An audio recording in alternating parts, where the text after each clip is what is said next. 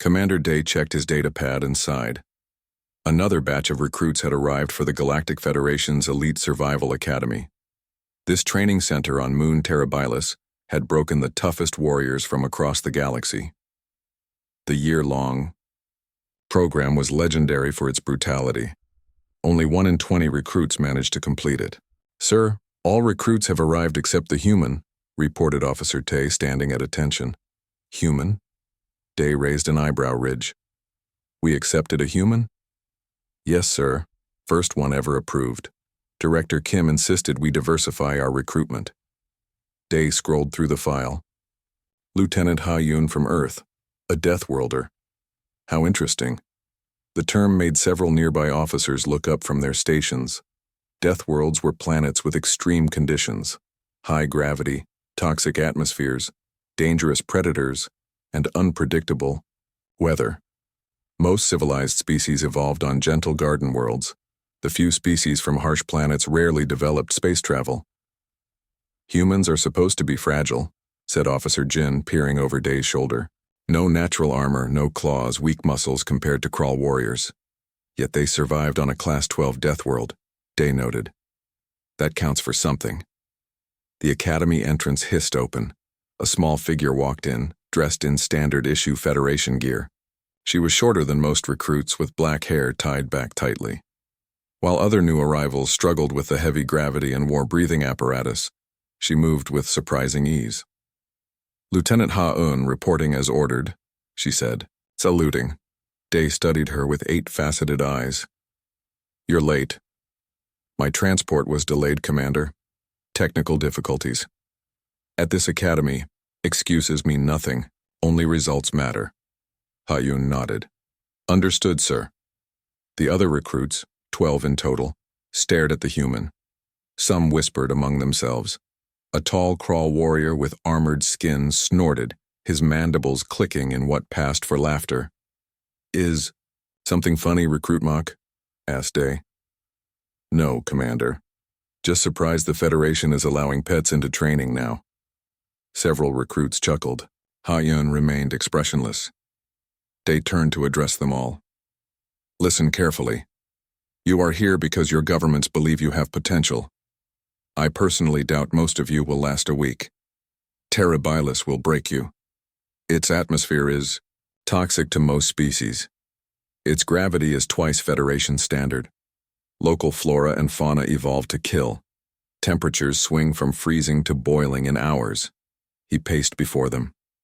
"Starting tomorrow, you begin survival training.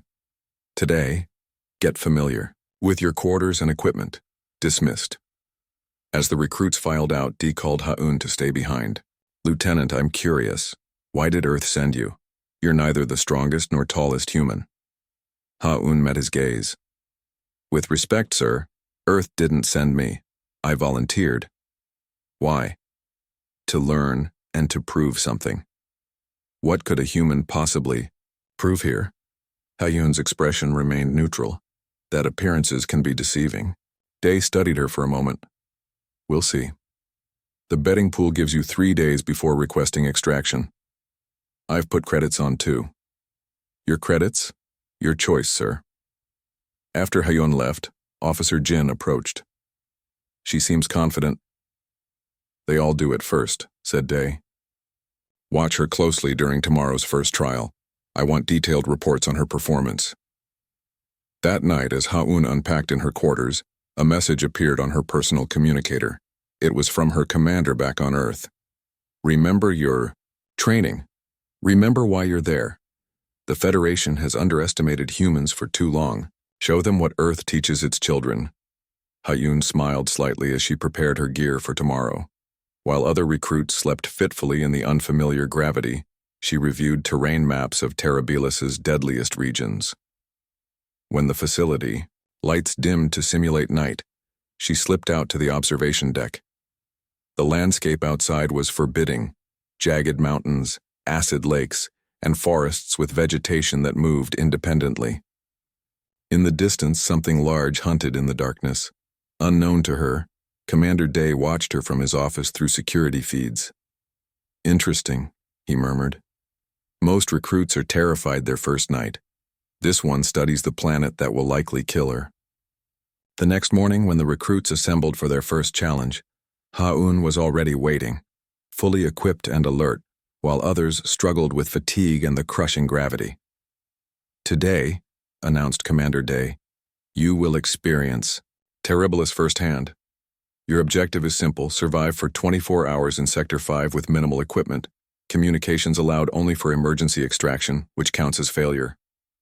Officer Jin handed out small survival packs. "These contain basic supplies. Choose wisely what else to bring." The crawl warrior Mok laughed. "I need only my natural weapons." He flexed his massive claws. Ha-Un quietly accepted her pack, strapping additional water containers to her belt. "The human prepares for a long journey," mocked another recruit. "Why bother? You'll be calling for extraction within hours." Commander Day raised his hand for silence. "Transport leaves in 15 minutes. Any questions?" Ha-Un raised her hand. "Sir, are we restricted from using local resources?" "Everything on Terribilis is trying to kill you, Lieutenant. But no, there are no restrictions on resource utilization." Ha-Un nodded, a slight smile forming. "Perfect." The morning sun lit up the toxic sky of Terribilis in shades of purple and orange. The transport ship landed roughly in Sector 5, dropping off the 12 recruits in a small clearing surrounded by strange, moving vegetation. "Remember," Commander Day announced from the ship's ramp, "survival for 24 hours. Emergency beacons only if you're dying." His 8-faceted eyes lingered on Ha-Un. "Good luck. You'll need it." As the transport lifted off, the recruits scattered quickly. Most headed for high ground or sought natural shelters. The tall crawl warrior Mok stomped toward a rocky outcropping, crushing plants beneath his armored feet. 3 insectoid lax recruits moved as a group, clicking nervously. Ha-Un stood still, watching everyone leave. She closed her eyes and took a deep breath through her nose, ignoring the warning in her training about the atmosphere. After a moment, she opened her eyes and headed directly toward a bubbling pool of green liquid that everyone else had avoided. From the monitoring station, Commander Day watched with Officers Jin and Tay. "The human is walking toward the acid pools," Jin said. "That's suicide." Dee leaned forward. "Perhaps she doesn't know what they are." On the screen, Ha-Un knelt beside the pool. She pulled out a small testing strip from her pack and dipped it into the liquid. After studying the results, she nodded and filled one of her empty containers. "Interesting," Tay murmured. "She's collecting the acid. For what purpose?" Day wondered. Ha-Un continued moving with purpose. Unlike the other recruits who traveled cautiously, she walked confidently through the dangerous terrain. When she reached a grove of razor-sharp crystal formations, she broke off several pieces using a rock. "What is she doing?" Jin asked. "Those crystals are worthless." 2 hours into the challenge, dark clouds gathered overhead. The acid rain on Terribilis could burn through standard-issue gear. The other recruits rushed for cover. Ha-Un found a small cave and quickly set up a simple shelter. She arranged the crystal shards at the entrance in a specific pattern, then poured the green acid onto them. The liquid sizzled and produced a strong-smelling gas that spread outward from the cave. "Clever," Day said, watching the monitors. "She's creating a chemical deterrent. Local predators will avoid that smell." "But how did she know which acid to use?" Tay asked. "Or which crystals would create that reaction?" "She studied," Day replied, while the others slept. On another screen, they watched Mok wrestle with a tentacled plant that had wrapped around his leg. The crawl warrior's natural armor kept him safe, but he wasted energy fighting it off. Meanwhile, Ha-Un ventured out despite the rain, her outer jacket modified to repel the worst of the acid. She collected specific plants, testing each one before putting it in her pack. Near a flowing stream of clear liquid, she paused. "That water is toxic to most species," Jin pointed out. They watched as Ha-Un tested the water, then drank directly from the stream. "Impossible," Jin gasped. "That contains compounds that should burn her insides." "Perhaps not for a Deathworlder," Day said quietly. By midday, 3 recruits had already activated their emergency beacons. The insectoid Lax group was trapped in a tree, surrounded by predatory crawlers. Mach was still strong but had wasted too much energy fighting everything that moved. Hayun had established a secure base in her cave. She created tools from materials around her, built traps near water sources, and even fashioned a crude but effective weapon from crystal shards and plant fibers. When a large, 6-legged predator approached her cave, the commanders prepared to watch the humans' inevitable call for extraction. Instead, Hayun calmly stepped outside, threw something that exploded in bright light and smoke, and the creature fled in terror. How did she? Jin started. Flash bomb, Tay said. She made a flash bomb from local materials.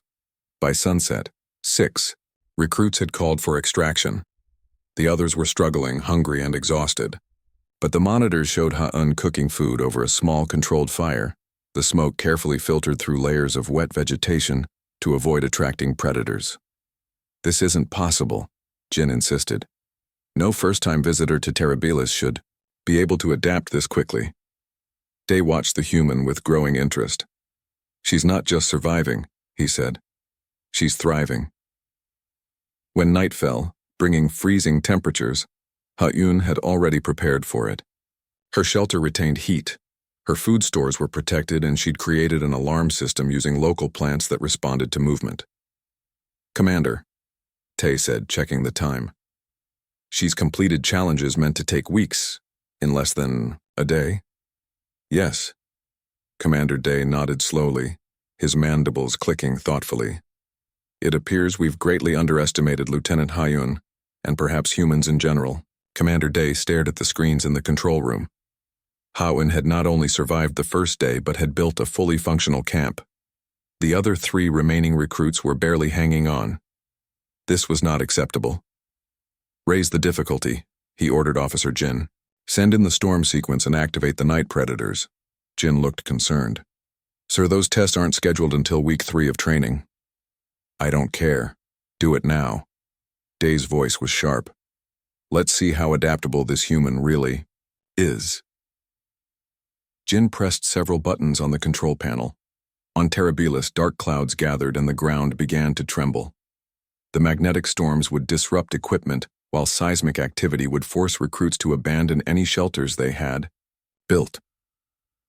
Through the monitoring system, they watched Hayun wake immediately at the first tremor. She quickly gathered her essentials and moved outside just before her cave collapsed. The sky flashed with strange lightning, and her small electronic devices sparked and went dead. Most recruits panic when they lose tech, Officer Tay commented. But Hayun simply put away the useless devices and pulled out a small paper notebook and pencil from her boot. She made quick notes while studying the storm pattern, then moved to higher ground. 2 hours later, another recruit called for extraction, leaving only Hayun and Mach the crawl warrior. Mach was struggling in the storm, his large frame making him vulnerable to the high winds. Hayun had found shelter under a rock overhang and was calmly making tools from materials in her pack. She's building something, Jin said, zooming in the camera. A compass, Day replied. Look at those materials. She's creating a manual navigation system. But why? We disabled the electronics to disorient them. She anticipated it, Day said quietly. Somehow she was prepared for this exact scenario. As morning came, the storms faded. Hayun emerged and continued her journey across the sector, moving with purpose toward a distant ridge. Along the way, she encountered a patch of ground that seemed safe, but was actually quicksand-like mud that had swallowed 2 previous recruits. Hayun stopped several feet away. She picked up a rock and threw it onto the suspicious ground. When it sank, she nodded to herself and walked around the dangerous area. How did she know? Jin asked, amazed. There are no visual signs of that trap. She's using all her senses, Day said. Notice how she keeps sampling the air, touching plants, listening to sounds around her. In the afternoon, Day ordered the final test. Release the Kryvax. Tay gasped. Sir, the Kryvax is for the final exam. No recruit faces it alone, especially not on day 2. Do it, Day insisted. I want to know what we're dealing with. The Krivax was Terribilus's apex predator, a six-limbed hunter with adaptive camouflage and venomous claws. It had killed 3 trainees in the Academy's history, despite safety protocols. On the monitor, they watched the creature stalk toward Ha-Yun as she collected water from a stream. The Krivax was nearly invisible against the rocks, its body changing color to match its surroundings. She doesn't see it, Jin whispered. But then Ha-Yun froze. She didn't turn around, but her posture changed slightly. She continued filling her water container as if nothing was wrong, but her free hand slowly moved to her makeshift weapon. The Krivax charged. In one fluid motion, Ha-Yun spun and threw the water container at the creature's eyes. The Krivax screeched as the liquid, which Ha-Yun had mixed with some kind of irritant, hit its face. While the creature was disoriented, she ducked under its first swing and stabbed upward with her crystal knife, hitting a vulnerable spot between its armored plates. The Krivax howled and retreated, bleeding and confused. Impossible, Tay breathed. She knew its weak spot. She studied, Day said, but there's more to it than that. Look at how she moved. Those weren't panicked reactions. That was trained combat against this specific type of threat. Ha-Yun didn't pursue the wounded creature, but quickly gathered her things and moved to a new location, erasing her tracks as she went. Commander, Jin said slowly, I think we should consider the possibility that Earth has been preparing for this. For what? A training exercise? Day asked. No, sir. For contact with the wider galaxy. For survival in environments we consider impossible. In his private quarters that evening, Commander Day reviewed Ha-Yun's file again. Earth was classified as an extreme death world, but intelligence suggested humans were a young, somewhat primitive species. Yet this human moved through Terribilis, as if she'd trained for it her entire life. He opened a secure channel to Director Kim. We need to talk about the human recruit and what she represents. I believe we've seriously underestimated Earth's potential threat level. On the monitor, Ha-Yun sat calmly by a small fire, treating a minor cut on her arm. She looked directly at the hidden camera and gave a small, knowing smile. Please make sure you properly cite any content from the web search results that you use in your response. Remember to wrap claims that follow from the search results in tags with appropriate index attributes. 5 days had passed since the survival test began. Ha-Yun had not only survived but excelled in every challenge thrown at her. Mok, the crawl warrior, had finally called for extraction after a poisonous plant left him too weak to continue. Every other recruit had failed. Only the human remained. Commander, Day sat with Director Kim in the control center, both watching Ha-Yun navigate the dangerous terrain with ease. This is unprecedented, Director Kim said. No recruit has ever completed the first week's challenges in 2 days, let alone dominated them. Day nodded. She's making us look foolish. I've thrown our most advanced challenges at her, and she handles them like training exercises. What do you recommend? The gauntlet, Day said firmly. Now, Director Kim's eyes widened. The gauntlet is our final test. It's designed to take months to prepare for. I know. But we need answers about human capabilities. If she fails, she fails, but if she succeeds, Director Kim considered this. Very well, prepare the gauntlet. Officer Jin approached Ha-Yun's camp with a hovering transport. She was cooking a meal from plants and small creatures she had caught. Lieutenant Ha-Yun, Jin called. Please come with me. Ha-Yun looked up calmly. Is the test over? No. You're being moved to the next phase. At the central facility, Ha-Yun stood before Commander Day, Director Kim, and a panel of instructors. Her uniform was dirty and torn, but she stood straight and alert. Lieutenant, Day began, you have survived challenges that no first-year recruit has ever completed. This is unusual. Thank you, sir, Ha-Yun replied. It's not a compliment. It raises questions. Day paced before her. We're advancing you to our final test, the gauntlet. Murmurs ran through the assembled instructors. One stepped forward.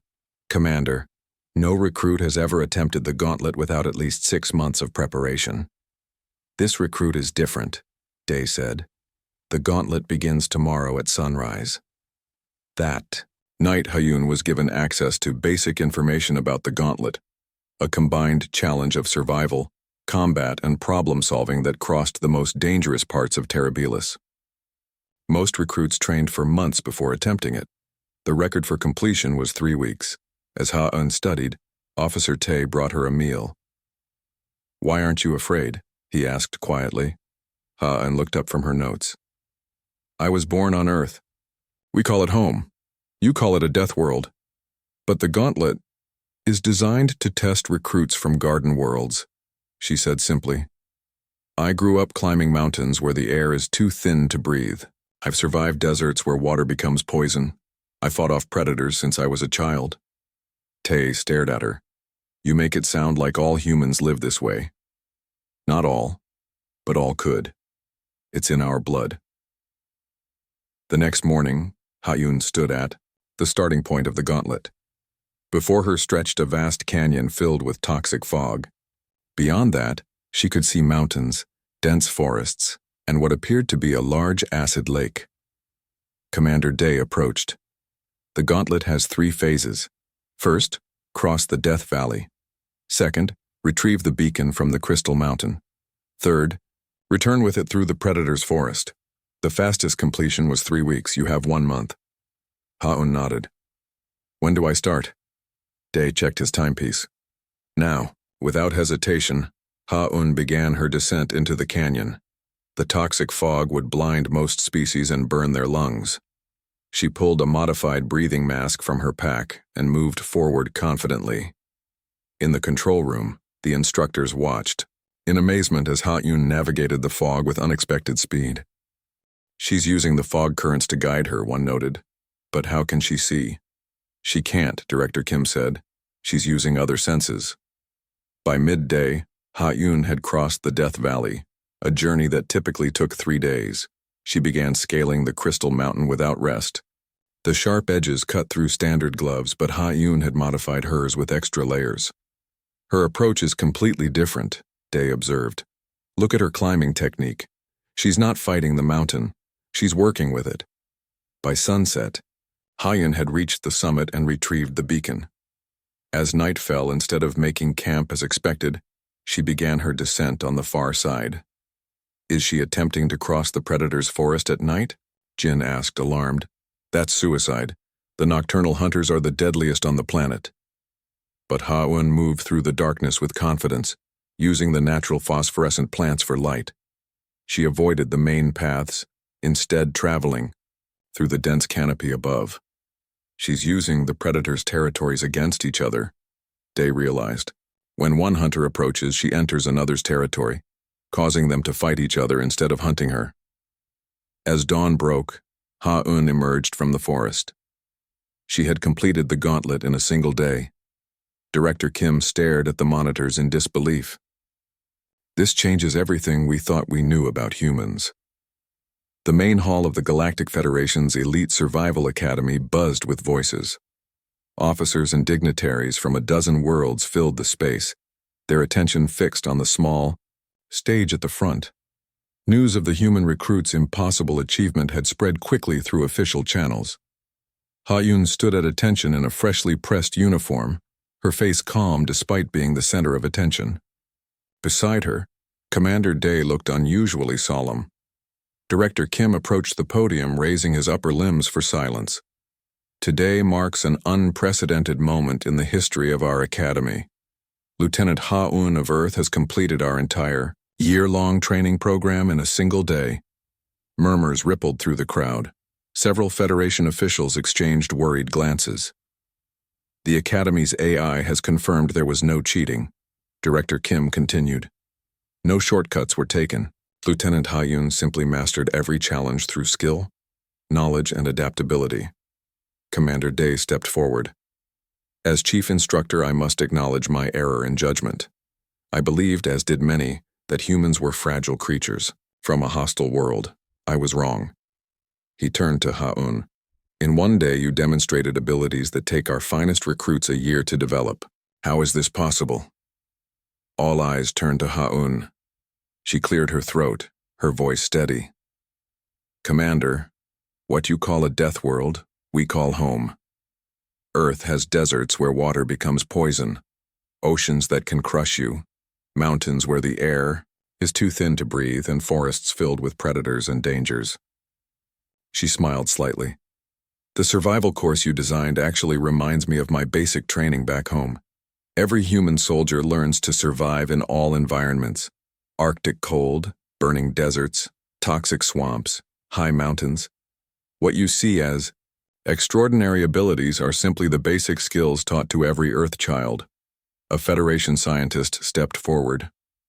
But the toxic atmosphere of Terribilis is less toxic than some of our industrial areas, Ha-Un explained. Humans evolved breathing all kinds of air. Our bodies adapt. And the predators? Asked a military official. The Krivax has killed experienced soldiers.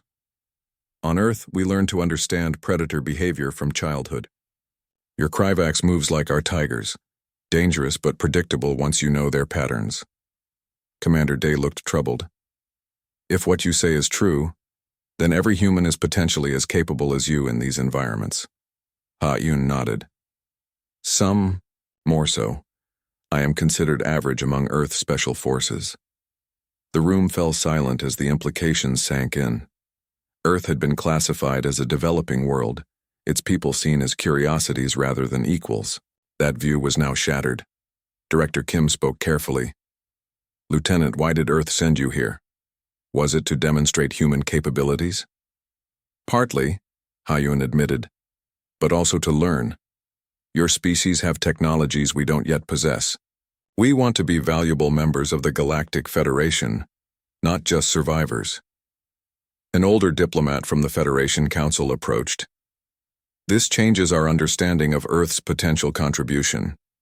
If humans can thrive in environments that challenge our toughest soldiers, they could be invaluable for exploration, rescue operations, and security. That is our hope, Ha-Un said.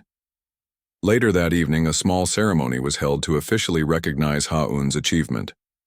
Commander Day presented her with the Academy's highest honor, a medallion never before given to a first-year recruit.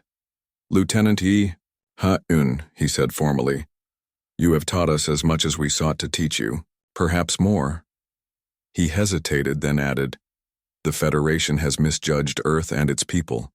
For that, I personally apologize. Ha-Un accepted the medallion with a bow. No apology needed, Commander. Understanding takes time.